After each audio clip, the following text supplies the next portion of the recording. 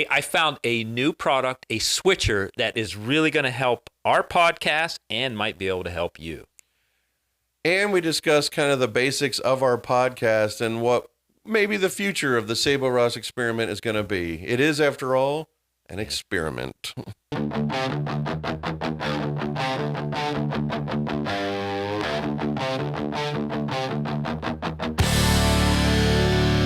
Where we are at today with this podcast is, we said in the very first one we did, we don't know what this podcast really is yet. And I think that's still true 6 months later, because we're all over the place. Our interests are, we're filmmakers ourselves. Now we're podcasters.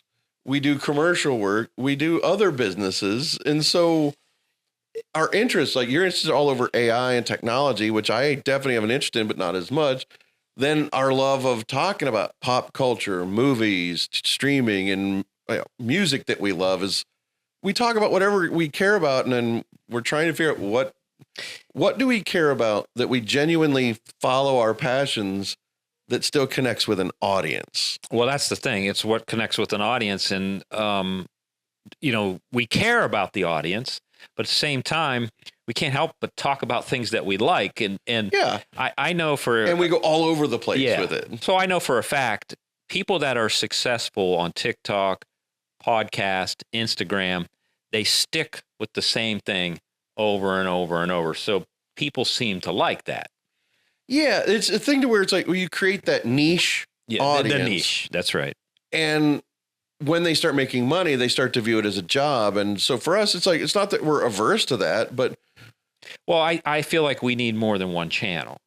That's a possibility. Or that each episode sticks with its singular focus. We just don't. Yeah. Because we haven't figured out what the formula is for us that, because again, I don't want it to be, we're doing it solely to cater to an audience. We still have to care deeply about what we're talking about. Yeah.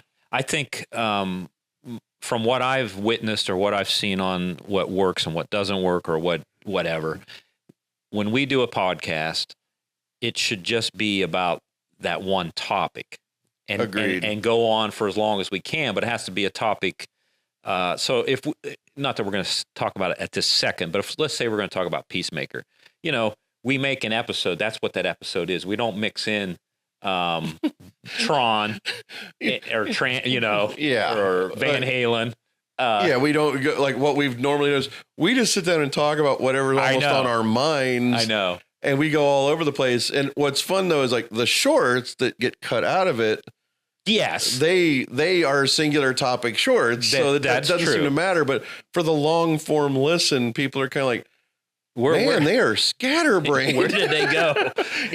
How did you get from here A to B? That doesn't make any sense. Because like right now, I can sit here and I've had this epiphany about AI, and I have a whole story in my mind about what's really happening with technology and where the corporate world really has what they're doing and how they're manipulating the regular people right now to get to where they really want to be. And I've got this whole thing. I want to talk about it. I could go on, a whole podcast about it. Yeah. But, that's not now. So, and the thing, like, I want to talk about, I have 5 pop culture things that in my mind, because I love all of them, they're connected only because I like these 5 things that have nothing to do with each other. Yeah. And so. Yeah. And then, like we said, our tech stuff, I think that we should so we have 2 channels. Maybe we take the other one and put all our tech stuff on it. Yes. I mean, I know it's not monetized, but I don't think that that really matters, because I don't think it's going to make any monetization besides, the fact that if we make it niche, let's put it over there, or we make another new channel. I mean, we can have separate branding within the one channel, because my Sunny Boo channel is now monetized. Right. Right. And I love the fact that it's like, instead of being weird about it, it's like, I'm open book. I'm like, hey, you're a co-moderator of my whole page. It's like, and this was like the culmination of 20 years work. Yeah. And it's like, I'm like, open doors, like, here, have a look at everything. You can control everything. Yeah. And I don't mind that. I mean, it's like, I think it's a good thing. Yeah. because what tears partnerships apart is a lot of times money, right, and then ego and credit. And I think the real solution is like open door policy. Yeah. Everything is available. I remember the first time I just randomly decided, our shorts from this podcast, I'm going to start putting them on my Sonny Boo channel, and the numbers were so significantly higher. I had to immediately alert you. It's like, this one's making money. I didn't intend for this. I was also apologetic that we made money on a short. And you're like, as long as I'm getting paid, I don't care what channel it's on. I was so happy. I was so worried about because everybody, you see that so many times in everyday life where partnerships could fall apart over people getting squirrely about different things. And I'm doing everything I can to avoid that. Yeah. No, you are. And it's like you said, it's still just an experiment. And the information that we get from this experiment still is very confusing. It is. It makes no logical sense. No, not at all. This is going to be super inside baseball, but I think it matters is like, let's talk about what we've done with the podcast so far, which is, we started off, we created an all new YouTube channel, all new TikTok, all this stuff. And we didn't even realize that TikTok had exploded because neither of us particularly like or use that platform that often. And then, now I'm liking a lot more that, we've got we still have the one video that went to like 776,000 views. Yeah. A few other that are in like the 60, 70,000 views. Yeah. And then we have some that have 12. 12 views. Yeah. But the ones with 12 usually have the magic words, OnlyFans. Oh, yeah. What a mistake that one was. The mistake is not in the content. The mistake was using the words. Yeah. Because apparently the algorithm has it. How are we supposed to know? There's like a near total blacklist. Yeah, they blacklist on the words. I don't know who made that decision, but now I get why sometimes people complain. It's like, if you use OnlyFans, it's like blacklisted. Yeah, Jeez. It's a blacklist on the algorithm. I was like, whoa, what? So the funny thing is for me is, so then on YouTube, the moment we started putting it on the monetized Sonny Boo channel on YouTube, that same video that got 776,000 went to over 2 million. Yeah. And it kept going too. I mean, it kept giving stats for over a month. Well over a month. Just kept providing, but then you could see the fall off. Yeah. And our other videos weren't filling in. They weren't picking up the slack. And we did the thing that you're supposed to do. It's like, let's lean in on the topic that got that's right. the views. And it never followed suit in the same way. I don't know why. And again, I go to those other guys that have a niche for just talking about those topics, especially just Marvel itself. That's all they talk about.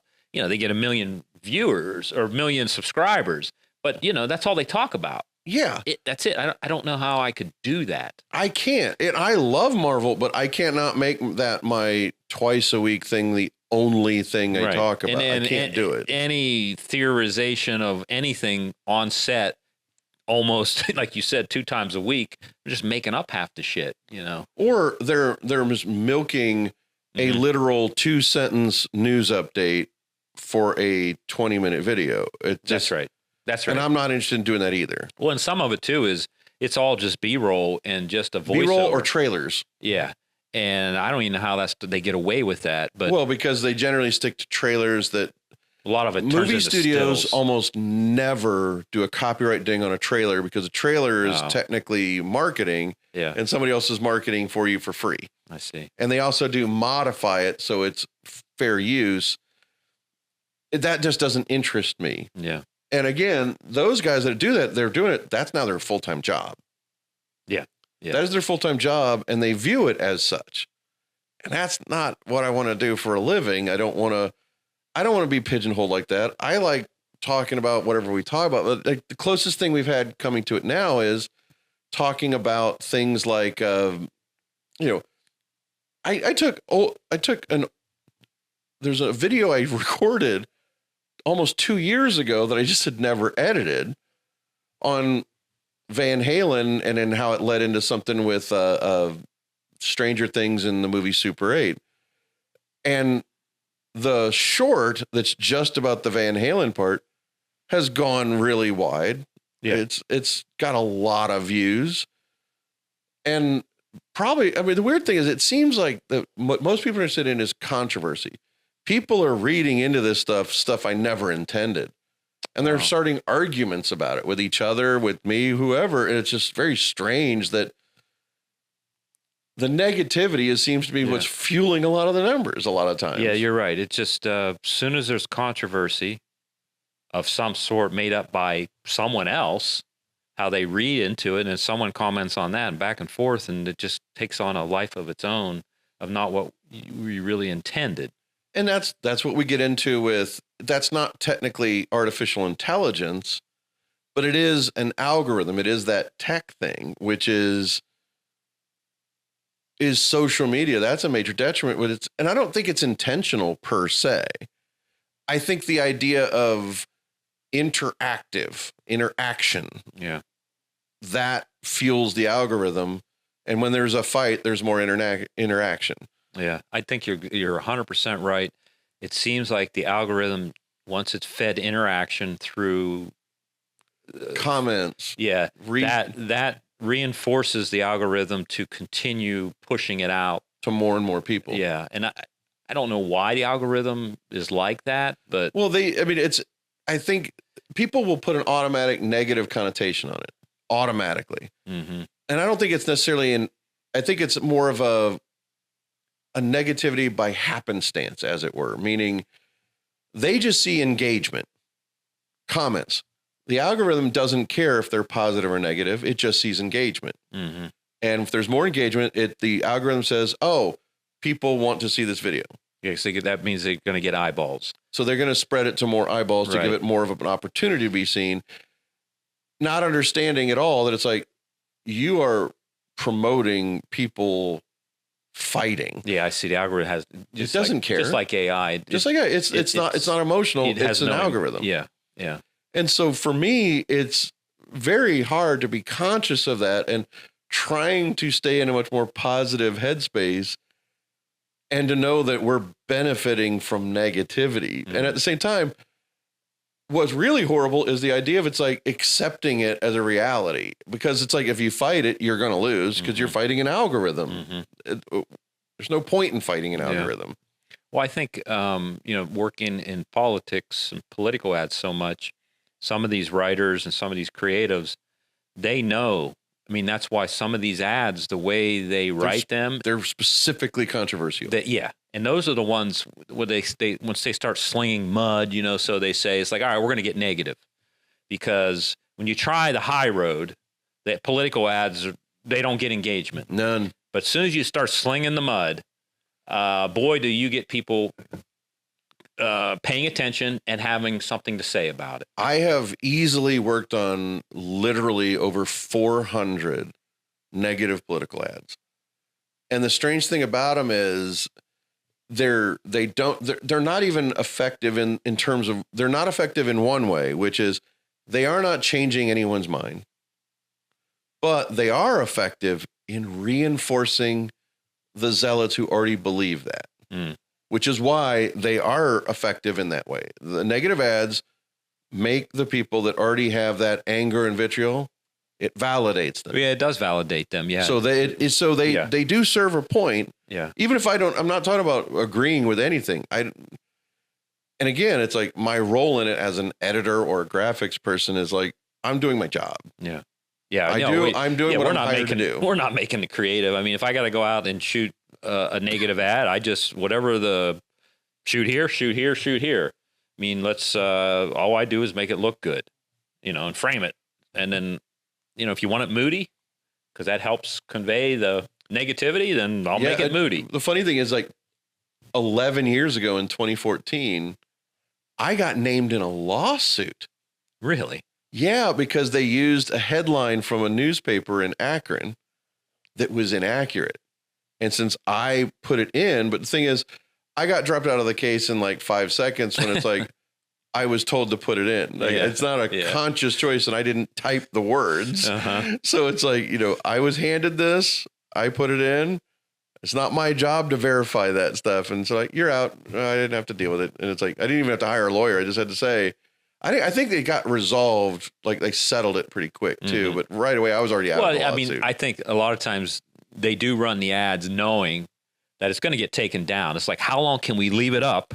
And what kind of impact? How much damage can we do with this? And then we'll just yank it. Because then it's like, once it's yanked, we're not responsible anymore. Yep. I mean, it's kind of odd, but that's how it works. Yeah.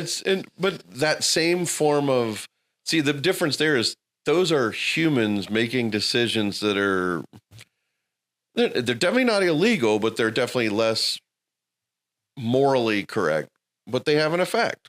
Yeah. But the algorithm, the way this works is, for us, we still haven't found. Yeah. We haven't found our audience fully. Well, yet. I mean, here's the thing that we don't do, and we generally don't disagree, and because we don't get into topics, we try to keep it middle of the road, I think. But I do have certain opinions on certain things, but we don't get into that, and I'm sure you've got your opinions. Oh yeah, and the same thing is like in the comments, people are turning things political that aren't political. Yeah. Because I had to go out and make a video on my own about this government shutdown in healthcare, because it's a major problem that affects my life, health insurance, and so it's just like, at some point, I just want to have a say in something, regardless how people take it. At least I stood up for something, what you believe, for what I believe. Yeah. And how it, in reality, how it's true and how it affects me. And if it's affecting me, there's millions of other people that are in the same boat that I'm in that may not have a voice. The problem for me, being my age at this point, is I remember a time when you could disagree politically and not hate each other. Yeah. And I'm yearning to go back to that. And it's talk about a war that you'll never win, is hoping to, even like symbolically, like you and I don't agree politically most of the time on a lot of things. Yeah. But we're standing by this idea of, I don't need to hate you because we disagree on something. Well, I don't have to hate you for who you voted for president 4 years ago. It's like, and I do find myself tiptoeing. Well, one is because since I do political ads and I work for both parties, as do I. I don't want anybody to have an opinion that like, oh, we can't hire him because, he did. So I don't have to get into politics, but I do find on casual conversations that I'm actually kind of tiptoeing around, because I don't want to turn somebody into an enemy within the first 5 minutes that I just met because I have an opinion on Trump, or I have an opinion on, Obama or whatever. I don't like that, because, you should still be able to be friends and have respect. Yeah, for that other decision. Yeah, And the thing is that's the thing that most people don't realize. Like this whole idea of demonizing half the country on either side is wrong. Yeah, I think that's the issue. It's not binary. Our votes are binary, but how we treat people who voted is not binary. And I think and the problem is we have the media and social media working, again, not intentionally, but hand in hand to cater everybody's worldview. People don't realize how thoroughly they're being manipulated. Yeah. No, they don't. I mean, I think one of the things that really I find very frustrating is the fact that a president can have his own social media channel to put out anything he wants to put out. That's like Russia controlling all the media. State-run media. Yeah, state-run media. China, they control everything. If I try to send for example, if I use a certain word in a message to somebody in China, the message doesn't go through. And it might not even be a word that has anything to do with anything. It might have to do with describing something, anything. They shut it down. Clamp it down. It's amazing. I was like, how's that possible? How can you control the whole media of your whole country? It's a sophistication of AI.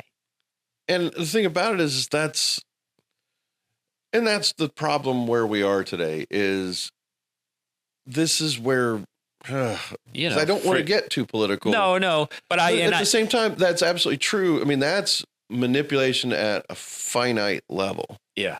That is incredible amounts of control. Being able to control the plug of the internet, which, you know, when Russia was attacking, and then when Elon Musk had his satellites, Starlink, and then where supposedly Elon actually talked to Putin behind the scenes to whether he was going to let Ukraine have internet or not. That's serious stuff. Like, you know, a whole country that one private individual one human being could make a decision that could determine the course of a war.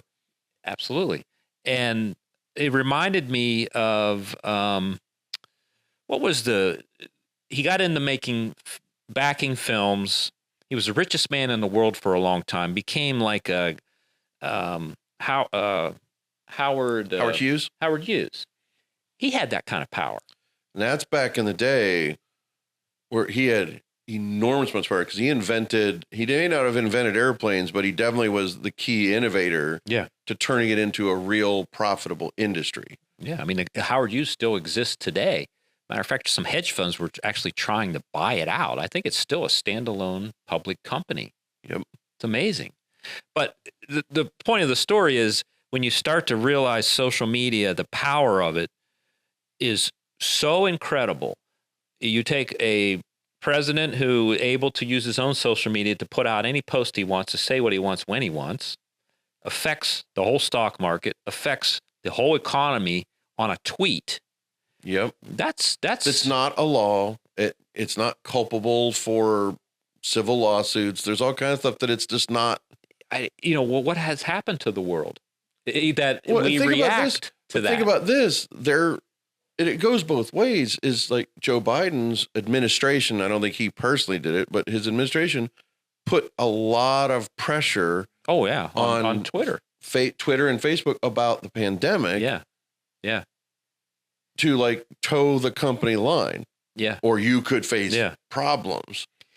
And so it's like you see that government trying to influence private industry. It was very intense. And then you have the same thing going the other way, which you had the other side's like, well, clamp down on this. Yeah. Or you'll have restrictions. And it's like, what? This is bad. Yeah. And I was, not aware of these things until, more as it became more public.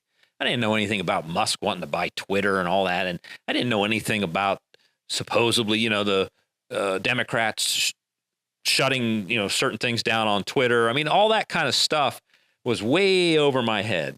I just didn't really believe it, or even care.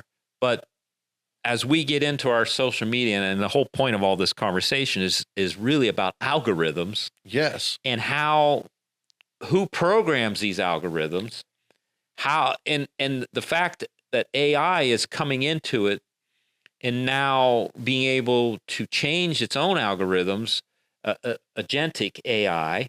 Mm-hmm. Can you imagine, because I'm already seeing it in the stock market in the sense that algorithm and algorithmic trading go off keywords now. And it's just totally insane how retail people and how people can put money and take money out and how things are getting affected to have no real importance to the relative of the company and its financial situation. Yep. It's over a word, a statement.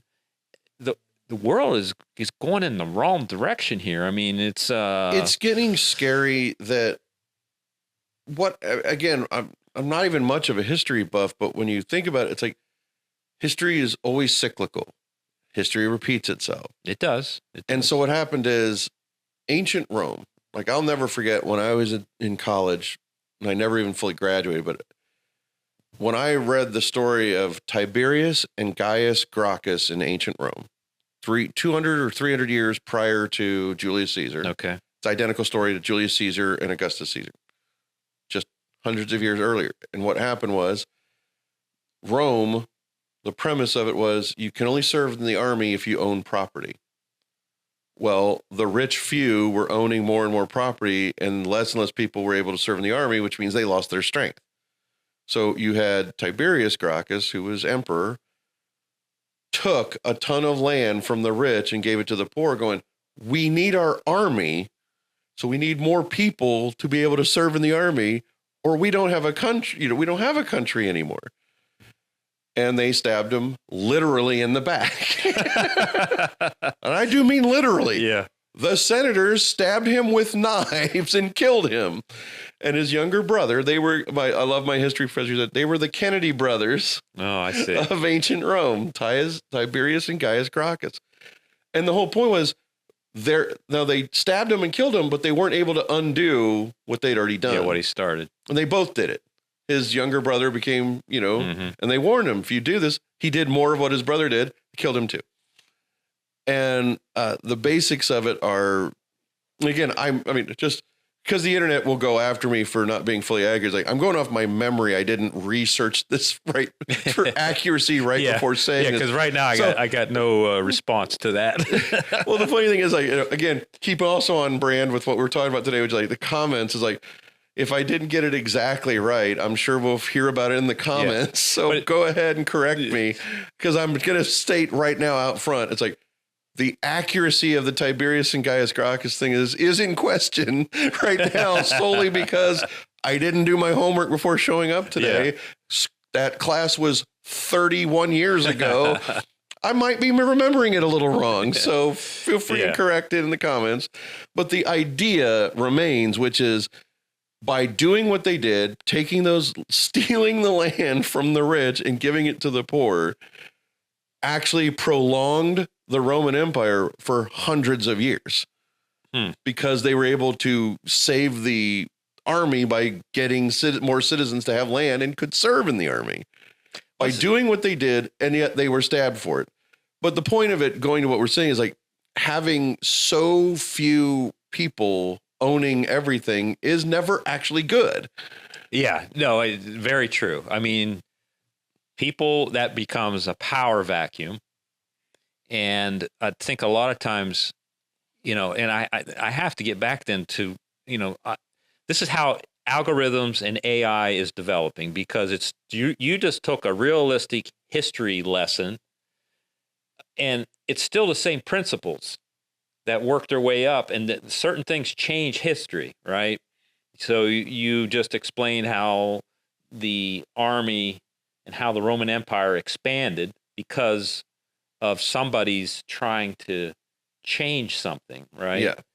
And there's always somebody wanting to control so that they can't change something. Yes. And that's an endless fight.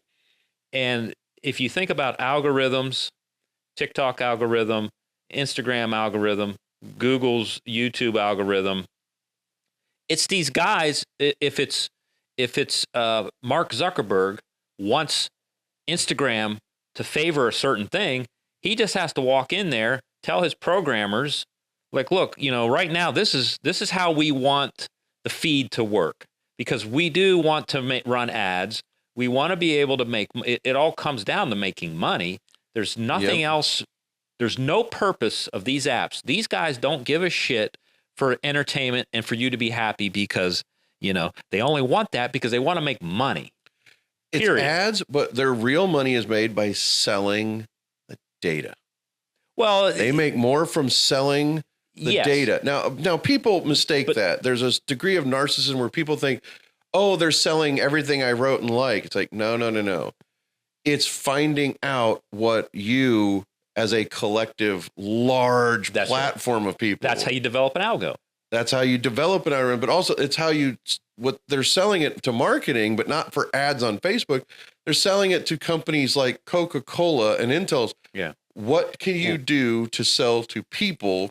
We know what they really like because we have all their data. Well, today, though, now it's about selling it to ChatGPT and to these large language models. And, I got a rude awakening for people on Reddit, right? So Reddit was like, they came out of nowhere, suddenly became very valuable because stuff on Reddit was like what people were really talking about, like real conversations. I like some of All of a sudden you start seeing, when you do a search on Google, you would see Reddit replies. I was like, wow, so I'm going to trust that because those are real conversations.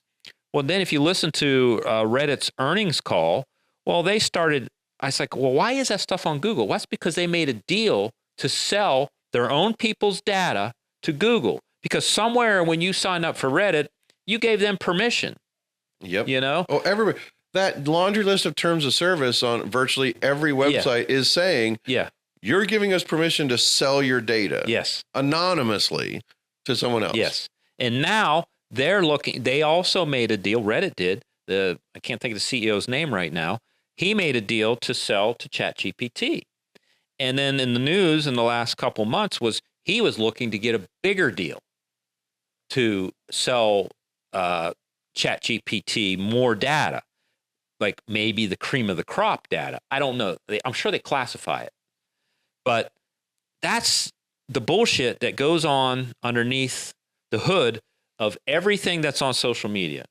There is nobody that is really looking out for you or me. These companies are not looking out. Even the good old Apple who says we don't sell your data. Give me a break. Give me a break. Right? And I think the thing is what I learned in the last couple of days, Oracle, which provides services to businesses. They have Oracle Cloud. And their big thing now, so they say, if you have a large corporation, say, let's take Nationwide, big company. And the problem is the company, like HR department they don't know everything that's going in on their own company as a collective. Certain departments, data, but it never gets put in somewhere where like the CEO could say, oh, wow, look, this department over here is doing this. It might come in these different things. Well, Oracle says, look, we're able to take all your data from your company, put it in to the cloud. AI can scan every document you ever had. We can secure it. And then you, the CEO, within minutes could have a report of like what's really going on in your company. So there's a very good use of corporate data, and they say it's secure. But as all this stuff develops, what happens when they get hacked? Now suddenly a company can hold you hostage. Your whole company can hold you hostage. Because they found emails and stuff that said something that really would destroy them. And they was able to find it all because it's now all in one place. There wasn't before. And the biggest thing that I'm finding out now, and for anybody that's doing anything that they shouldn't be doing, say a bad text or communicating, well, what we're finding out is the satellites are not secure. So you take Verizon, T-Mobile, they're all using satellites. Well, now the Chinese and other companies have figured out, holy shit, they're a gold mine of data because they're unsecure. You didn't think you could get up to the satellite. Especially older satellites. Oh, God, yes. I'm sure they got no security. And that data is just floating around up there in space, and they're able to tap into it. And these companies are not coming forward yet with really how bad it is. Yeah, because they might not even have especially with older satellites. They don't even know. There might not be a way to secure them or notate how they're being touched. There's a lot of people probably don't know, but like during the summer, United Health got hacked so bad that all the health records, everything, billing, because I got a problem with it. It's like they had no records for the longest time, whether you made a payment, whether they took care of a bill, all this stuff. There was a void. They could not use the computers. They had to start handwriting stuff. That's how bad it was. But that's just a touch of the surface of the problems that are coming with the fact of data being collected, being put in one place, being all over these data centers, and the ability to be able to hack them. And it's a gold mine because in one data center, one rack supplies just one rack. It has everything in it for one major company. They only need this much space, all one company's right there. Woo. So let's bring this back around to the podcast. You said you had a surprise for me before we Oh, started yeah, today. yeah. So but to bring it back to the podcast, and again, weird. I can't believe I finally got to do that to you once. Yeah. That's my first time reining you back in. Yeah, I could go on that one. You do that to me every time because I'm a wind-up toy. Yeah. I'm a wind-up toy that'll just keep going until you stop Let me put this down. Okay. So... Because we are still looking to make some changes. We're not always going to even be in this studio setup. Right. So we're going to try some other things. We got Halloween coming up where we might try some new things and new locations. Yeah, that's true. So yeah, we're going to mix it up. So we're looking to do our tech reviews and set up another room. And we like talking about technology. You've taught me about switchers. I got you into the app that our self-sustained podcast, switching on its own. It's all automated. This whole thing right now is completely automated. Like right there, it just switched to my camera just because I was talking, and that's all programmed through an app. Yeah. So technology keeps advancing. So we talked about these Blackmagic switchers, and these different price points, and then, HDMI or SDI, which I still have a lot of SDI cameras, which we don't use here because we're all HDMI switched. So I started doing some homework. So this all started during Amazon Prime, looking for deals. I always like buying stuff on Amazon Prime if there's something and some of that stuff's not, it's not really 40% off, but if you go back but you feel like you're getting a deal anyway. So I started getting into switchers and racking my mind. I was like, well, wait a minute. Technology, what do I have? How can I use it already? And what do I need to make it all work? Well, these switchers are like I said, they're like magic. It's just like taking old tech, new tech, whatever, putting it in there and you can use it. Yeah, the biggest thing to me, from the standpoint for me of why, and I used to be, my main income used to be as an editor. Mm-hmm. And sometimes shooter, but not often. And then what half my income started to be was when the switchers came out, learning how to do what they call it. The person who does the person who presses the buttons to switch cameras, they're called a technical director. Yeah. I know you know this, but I'm explaining it for them. Yeah, I understand. yeah. I mean, I'm looking at you, but I'm explaining it to you. This is who I'm explaining it to right there is you. But yeah, what it was is essentially, you have for $295 an HD television studio. Yeah. It's unreal. It's totally unreal. I mean, you have higher quality than what they had for 60, 70 years in a television studio in a $295 little box that sits on your table. Yeah. It's shocking when you think about it in context. And so when I learned how to do that, it's like that became half my income was doing live streams and multicam recordings and being that technical director and learning that art. I was teaching at a place called Ohio Media Schools, and I learned from guys who do technical directing at the TV news locally. They taught me how to do it, not only what buttons you press, but kind of the artistry of it. Uh-huh. And weirdly, it's like being an editor live. Yeah. That's the once that view came to me, no one said that. I was like, I'm editing in real time. And once I realized that, I was like, I can do this. Yeah. And it's like at that point, the artistry took over, which is, again, it's like when we both stop talking, it goes to that shot with both of us. It's like, well, you need that establishing shot to start. Then as you talk, you want to get closer to the individuals that are talking. It was editing, but in real time. Yeah.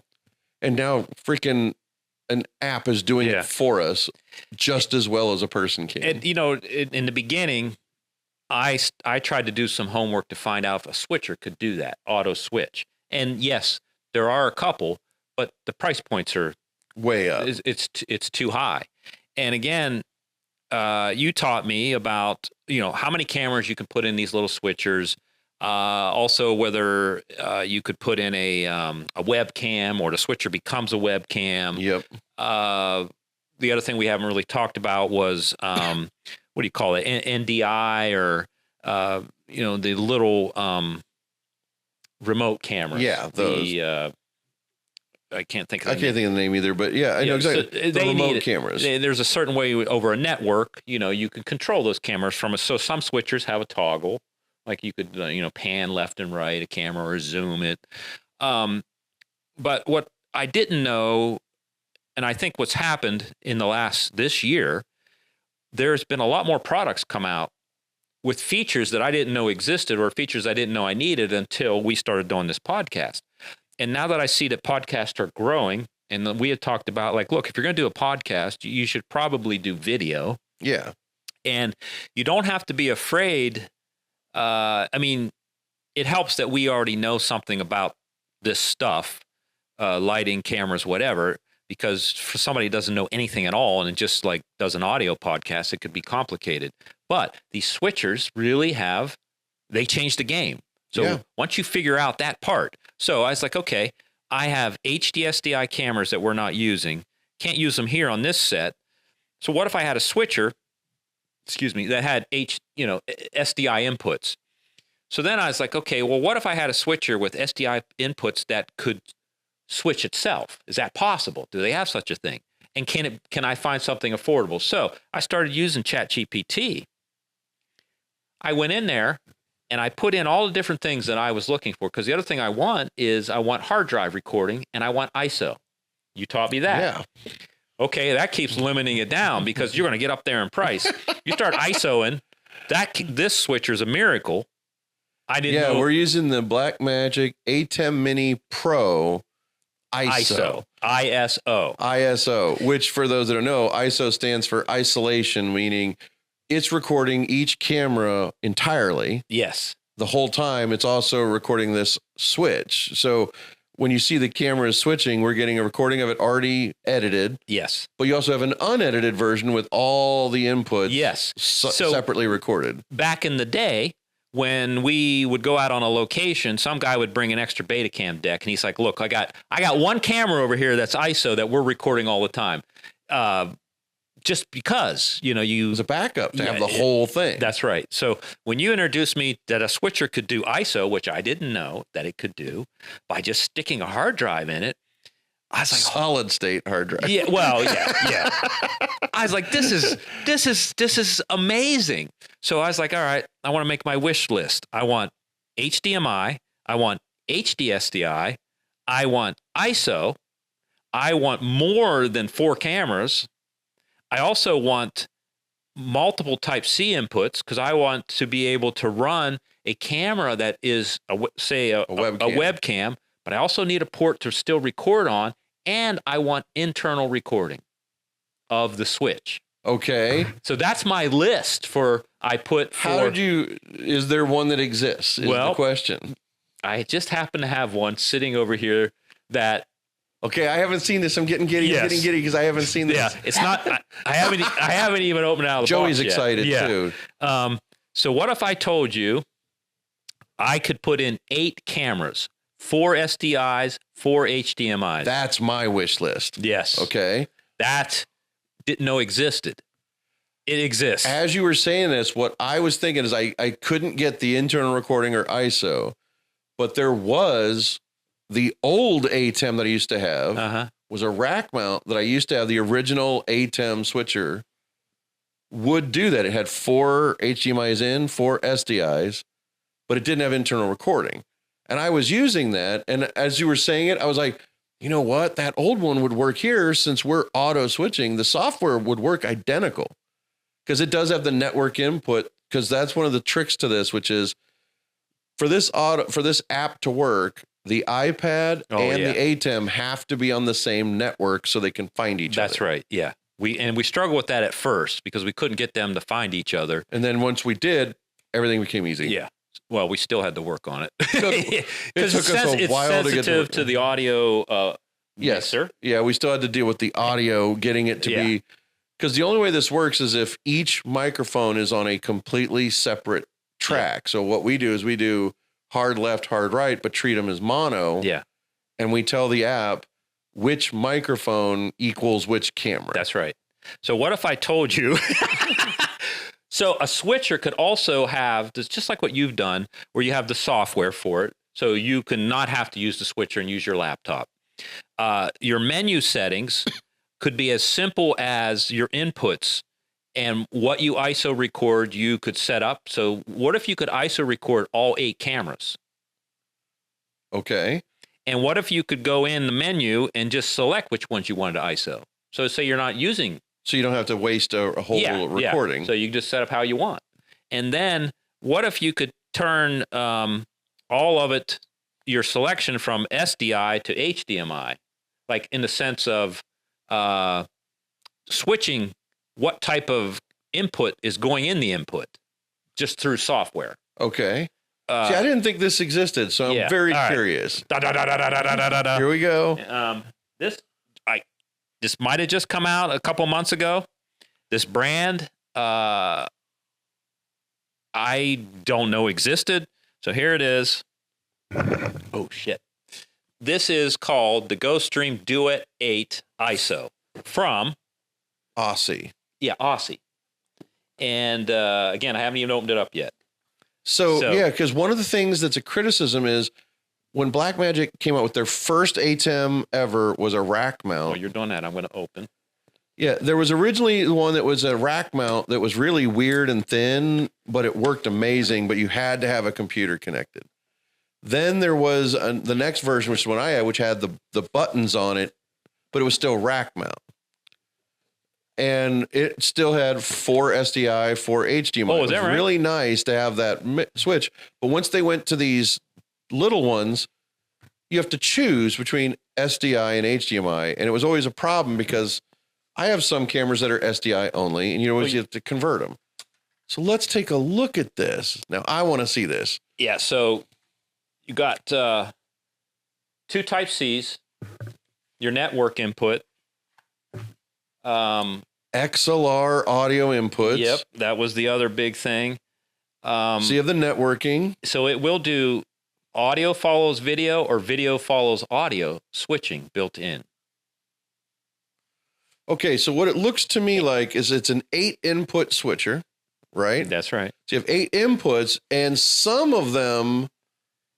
So there's 1, 2, 3, 4, 5, 6 HDMIs and 1, 2, 3, 4, 5, 6 SDIs. So some of those are, so those are probably 6 each of those. And it looks like the USB in is for webcam. Exactly. That's right. So one of them is an input. Yeah. And the thing is, originally what I found out was it really wasn't 8. When people first bought this, you couldn't put 8 inputs in it. Yeah, you can't do 8 HDMIs or 8 Well, HDI. you couldn't get 8 cameras regardless, one way or another. It needed a firmware upgrade that they didn't, people didn't know that once it got the firmware upgrade, that it was going to be able to do everything that you see on the back there. So they didn't tell anybody. There's a few other key things with the audio. I think there's also some minis on it as well. Yep. There's 2 mini inputs. So like if you're using the like Rode Go's or the DJI mic system or any of those, the Hollyland ones, you can go in with those. Yeah. Or you can go in XLR from like a mixing board, similar to what we do. We can go straight in. That's right. You go straight in. And then there's in the menus, every button is menu controlled that you can change around to set up how you want it to work for yourself. It seems very, obviously there's a lot of ifs, but this is what is going to go up in our tech room. And when we start our tech podcast, because it's a mixed bag of cameras, that's what started this whole thing. And if it can auto switch, which we'll have to figure out, I mean, it says it can. And the fact that we could go audio directly into it with XLRs, and then you have your own mixing on it and gain control. Everything that we have right here in this mixer is built into this. Built into that. This is incredible. I mean, I've noticed over the last year, there's a ton of companies producing little switchers like this to compete with the name brand ATEM. Yeah, absolutely. And this one is one where they clearly listened to what Blackmagic wasn't about mixing SDI and HDMI. Yeah. Well, putting the XLR inputs directly on without this breaking the bank. Yes. So what does this normally retail for? Yeah, there you go. So the price, $795. That's it? That's it. Because the 8 input from them is over $1,000. Yeah, I know. I went and looked at all of them. Yeah, because I have the 810 Mini Extreme with 8 inputs, but it's 8 HDMIs. HDMIs, yeah. Yeah. And I would have liked it if they'd done 6 and 2. Yeah, even if you just had 2 Even SDIs. if you had 2 SDI ins. Yeah. Or like this, the alternate, you can choose. Yeah, yes. Which is what you used to be able to do on the older I ATEMs, see. and they haven't done it since. How they figured it out and kept at that price, I can't tell you. But from what I have read, and of course, you know, we're going to have a lot more input, it doesn't get hot, because I found out that there are switchers that have fans because the cheaper ones get extremely hot, and 4K. This can do 4K? I have to go back, but I'm pretty certain all those HDMIs can do 4K. Interesting. Now, the one flaw from a functional standpoint, if it's not going to affect us with the auto switching, but the only thing I see that's a major design flaw is this right here, is they have auto and cut. And they put auto on the bottom where you're more likely to hit. That's for transitions when you fade between things. Making that in the primary hotspot was the only design flaw I've seen yet. Interesting. It's the only flaw, because you're far more likely to hit it on the bottom than on the top. Yeah, you sure are. In the middle of everything. Yeah, you right. want straight cuts 99% of the time. Yeah. But they do love the fact they also did they actually did something Blackmagic keeps fighting, is a T-bar. Yeah. They do a fader. Yeah. But the T-bar, and look how small and inexpensive that is. But an actual T-bar to manually control your fade between 2 inputs, having it as an actual T-bar that you can see there, that is awesome. And then right in the front is your SDI, is your card slot up in to record the. So it's very easy to get to. Little SD slot right here where you can actually just put in an SD card. And the SD cards are pretty fast, so you can actually do internal recording as well. Yeah, for the switch. Yep, and it has a US for the switch, and then you have the SD or USB-C to go to a hard drive for the ISO records. That's right. Oh, this thing is great! I cannot wait to try this out. Yeah, I mean, I'm a big fan. I mean, I've been very loyal to Blackmagic, but I'm happy to try that out. Well, I think it looks awesome. It looks like it hits all the marks. If it didn't have the auto switch, that's important for us. Yeah, but the problem is I couldn't get to a price point unless I went only SDI only, which is also a problem. Yeah, that's a problem, because I can't. If we're going to do an overhead camera, it might be a DSLR with HDMI. Yeah. And then I thought about the Osmo, so the Osmo is going to go in there, no problem now. Yeah, that to me is one I want to make sure we try. Those other cameras I haven't been able to use for anything, put them in the mix. It should work. I don't know, but I was like, man, the value of this than buying another camera, right? Like, or having to bring your own your other cameras over and all the hassle, and always having to tear them down. So for $800, I can't buy. So my 50V with the lens was, I think, $800. I think. Do I just buy another camera and then still have to have a switcher? Am I accommodating the switcher? Or can I have the switcher accommodate me? Yeah. And that's where this looks like it's working out. Yeah, I'm very excited about this. And so the model's the GStream, is that what it's called? Yeah, but it's called the Duet. The Duet. That's what's the Duet 8, meaning, 8 inputs. And then, as you showed me, ISO. I was like, and I wanted to make sure. I was like, okay, because I don't want somebody using the word ISO, and it doesn't mean I'm going to not be able to record those cameras. Yep. Because I got to have that. So for the review videos, if we're going to do 3 cameras on tech, and we can ISO all of them, if we can ISO all of those cameras, we got everything we need to cut, offline. I mean, it's amazing. That's going to be so much fun to try. I can't wait to try. I love experimenting. That's the other thing, is that's what makes what we do as an industry fun, is like we're perpetually learning and we're perpetually using new equipment to learn things.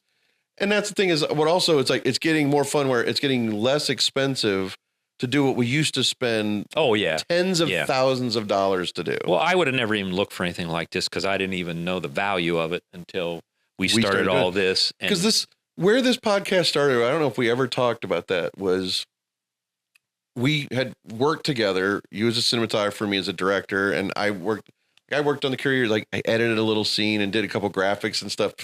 So we've known each other for over 20 years. And we just randomly had lunch one day, and you were telling me that your son had got you a podcast audio thing. Yeah. And I said, well, wait till you see what I've got. I've got these cameras and a multicam thing for podcasts. And then a few days later, most people, when they get together for lunch with no friends, like, oh, let's get together and do this. And then when you never do, and I was like, hey, I don't do that anymore. If I talk about it, I want to do it. Yeah. And so I was like, let's get together next week. I want to bring over my stuff and show you. Yes. And we came over. That's and what you did. We filmed something that we never even finished it because there was something wrong with one of the video clips. So I could never finish it. Right. Yeah. Because power got shut off. And so what happened was, but we did it and it was so much fun. We were like, let's keep doing this. Yeah. Well, it was motivation enough for me to do all this stuff. Once I get into something, I do it. Go all in. Yeah. And I've been so blessed that this has worked out so well because it's like, okay, we're doing something. Yeah. Well, once again, we're doing another expansion. So I'm using what we got. It allows us to expand, and we're going to offer hopefully some new followers and another avenue of podcasting. Yep. It's perfect. So again, thank you everybody for tuning in. This is a little different than everything else. We're here to experiment and find out what we're supposed to do. Yes, we are.